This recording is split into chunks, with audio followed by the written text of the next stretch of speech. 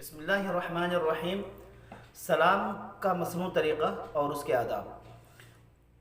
صحیح مسلم میں آیا ہے، حضرت ابو ہریرہ رضی اللہ تعالی عنہ سے روایت ہے کہ نبی کریم صلی اللہ علیہ وسلم نے ارشاد فرمایا کہ تم اس وقت تک جنت میں داخل نہیں ہو سکتے جب تک کہ تم ایمان نہ لے کر آؤ، اور تمہارا ایمان اس وقت تک کامل نہیں ہو سکتا جب تک کہ تم آپس میں ایک دوسرے سے محبت نہ کرو، اور جب تک تم محبت نہیں کرو گے تمہارا ایمان کامل نہیں ہوگا۔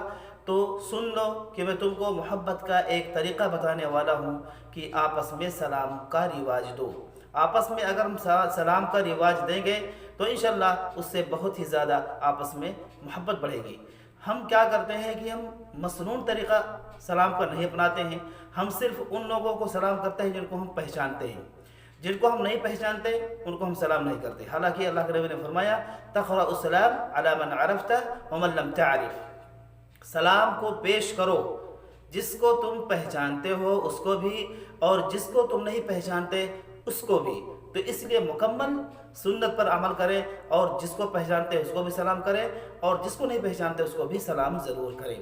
اسی طریقے سے سلام اگر آپ سے نون مسلم کوئی کر رہا ہے یعنی مسلمان کے علاوہ، تو اس کے جواب میں صرف وعلیکم کہیں گے، پورا جواب نہیں دیں گے، صرف وعلیکم کہنا ہے۔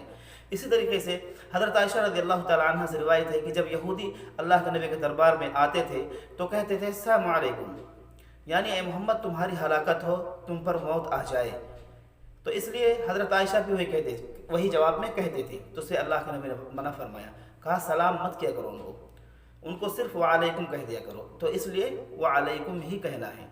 اسی طریقے سے حضرت ابو ہریرہ رضی اللہ تعالی عنہ سے روایت ہے کہ نبی کریم صلی اللہ علیہ وسلم ایک دفعہ بیٹھے ہوئے تھے، صحابہ کرام میں سے ایک صحابی کا گزر ہوا اور انہوں نے کہا السلام علیکم، اللہ کے نبی نے فرمایا کہ 10 نے کی۔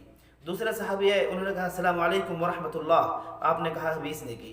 تیسرے صحابی آئے، انہوں نے کہا السلام علیکم ورحمۃ اللہ وبرکاتہ، تو آپ نے کہا 30 نے کی۔ یعنی مکمل سلام یہ ہے السلام علیکم ورحمۃ اللہ وبرکاتہ، تاکہ آپ کو 30 نیکی مکمل مل جائے۔ اس لیے سلام کا صحیح خیال رکھیں۔ کسی مسلمان کے لیے جائز نہیں ہے کہ وہ 3 دن سے زیادہ قطع تعلق رکھے، یہ بخاری شریف کی روایت ہے۔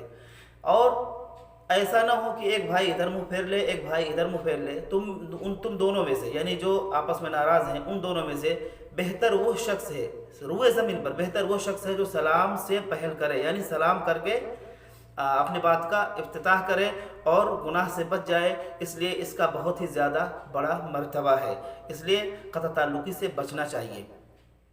اسی طریقے سے نبی کریم صلی اللہ علیہ وسلم جب بھی سلام کرتے تھے تو سلام کرنے کے بعد مصافحہ بھی کرتے تھے۔ مصافحہ کرنا یہ بالکل سنت ہے، مصافحہ کر سکتے ہیں اور یہ کرنا سنت ہے۔ اور روایت میں آتا ہے کہ نبی کریم صلی اللہ علیہ وسلم ہاتھ بڑھاتے تھے اور مصافحہ کرتے وقت ہاتھ کو ہلاتے رہتے تھے، اور ہاتھ اس وقت تک نہیں چھوڑتے تھے جب تک کہ سامنے والا خود نہ چھوڑ دے۔